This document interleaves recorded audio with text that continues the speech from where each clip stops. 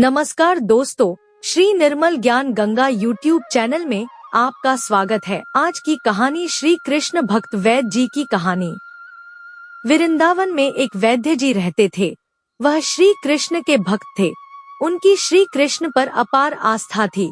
वह श्री कृष्ण की भक्ति में मग्न रहते थे। वह अपनी पत्नी से कहते कि तुमको दिन भर के लिए जो भी सामान चाहिए एक चिट्ठी में लिख दिया करो। वैद्य जी जब दुकान पर जाते तो चिट्ठी पढ़ते, सामान के भाव देखते और श्री कृष्ण से प्रार्थना करते कि कन्हैया आज के सामान की व्यवस्था कर देना। जैसे ही उन्हें जितने धन की आवश्यकता होती उसकी व्यवस्था हो जाती तो वह अन्य मरीजों से पैसे नहीं लेते थे और अपने गांव लौट जाते और ईश्वर भक्ति में मग्न रहते। यह ही उनका हर रोज की दिनचर्या थी। एक दिन वैद्य जी ने दुकान पर आकर चिट्ठी खोली तो एकदम से सन्न रह गए, मानो आंखों के आगे तारे चमकने लगे हों। लेकिन अगले ही पल श्री कृष्ण पर विश्वास कर स्वयं को संभाला। पत्नी ने राशन के सामान के नीचे लिखा था कि बेटी के दहेज का सामना।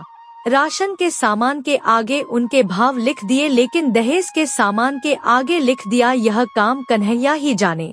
वैद्य जी मरीजों को उनकी बीमारी पूछ कर दवा दे ही रहे थे कि इतने में एक बड़ी सी कार आकर उनकी दुकान के आगे रुकी। उनमें से एक सज्जन गाड़ी में से निकला और उन्हें प्रणाम कर बेंच पर बैठ गया। बाकी के मरीज दवा लेकर चले गए तो वैद्य जी ने उस सज्जन को बुलाया और कहा कि आपको दवा लेनी है तो अपनी नाड़ी दिखानी पड़ेगी। वह सज्जन विनम्रता पूर्वक कहने लगे कि वैद्य जी लगता है आपने मुझे पहचाना नहीं। मैं आज से 15 से 16 साल पहले आपकी दुकान पर आया था। मैं इंग्लैंड में रहता हूँ। इंग्लैंड जाने से पहले ही मेरी शादी हो गई थी, लेकिन हमें बहुत सालों तक औलाद का सुख प्राप्त नहीं हुआ। हमने भारत और इंग्लैंड दोनों जगह इलाज करवाया, लेकिन कोई फायदा नहीं हुआ। फिर मुझे किसी ने आपके बारे में बताया। आपने मुझे सांत्वना दी और कहा कि निराश नहीं होते, क्योंकि श्री कृष्ण के खजाने में किसी चीज का अभाव नहीं है। खुशी गमी, जीवन मृत्यु सभी ईश्वर के हाथों में है। ईश्वर पर भरोसा रखो। अगर कन्हैया की कृपा हुई तो तुमको संतान सुख अवश्य मिलेगा। आपने मुझे दवाई की पुड़िया बना कर दी और उसे खाने की विधि भी बता दी। आपने उन पुड़िया के लिफाफों पर श्री राधा कृष्ण का नाम लिखकर मुझे दे दिया। जब दवा लेने के पश्चात मैंने आपसे दवा के पैसे पूछे तो आपने कहा कि पैसे देने की जरूरत नहीं है, लेकिन जब मैंने पैसे देने के लिए जोर डाला तो आप कहने लगे कि मैंने आज का खाता बंद कर दिया है। मुझे यह बात समझ नहीं आई तो आपने बताया था कि मैंने अपने घर के खर्च के लिए जितनी रकम श्री कृष्ण से मांगी थी वह मुझे मिल गई है। अब मैं किसी से भी पैसे नहीं ले सकता। आपके विचार सुनकर मैं बहुत प्रभावित हुआ और आपको प्रणाम कर लौट गया। घर जाकर मैंने अपनी पत्नी को सारी बात बताई। वह कहने लगी कि वह वैद्य जी जरूर देवता पुरुष होंगे। उसने विश्वास कर दवाई खाई। उसके पश्चात मेरे 3 बच्चे हुए। हम पति पत्नी हर समय आपको धन्यवाद देते हैं।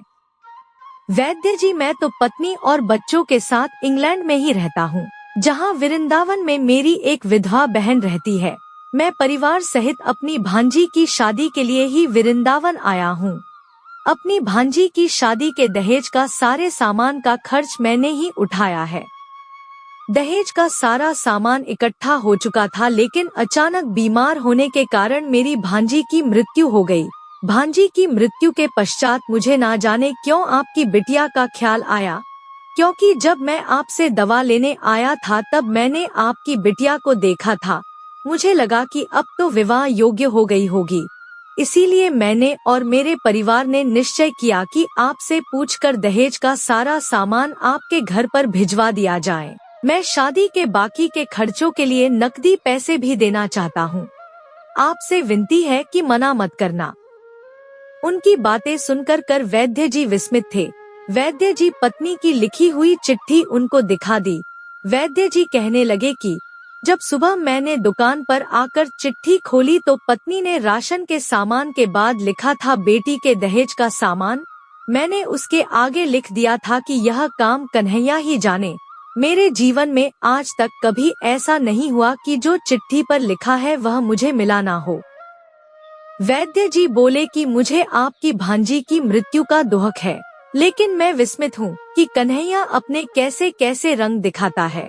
चिट्ठी देखकर वह सज्जन भी विस्मित थे। वैद्य जी कहने लगे कि मुझे अब जो भी मिला है मेरे उस कन्हैया की कृपा से मिला है। ऐसे ही है श्री कृष्ण, तभी तो कहते हैं कि भक्ति ऐसी करो कि कष्ट भक्त पर हो और फिर ईश्वर को हो कि इसके कष्ट को दूर कैसे करना है। दोस्तों, वीडियो पसंद आया हो तो वीडियो को लाइक और शेयर करें, चैनल को सब्सक्राइब कर ले। धन्यवाद।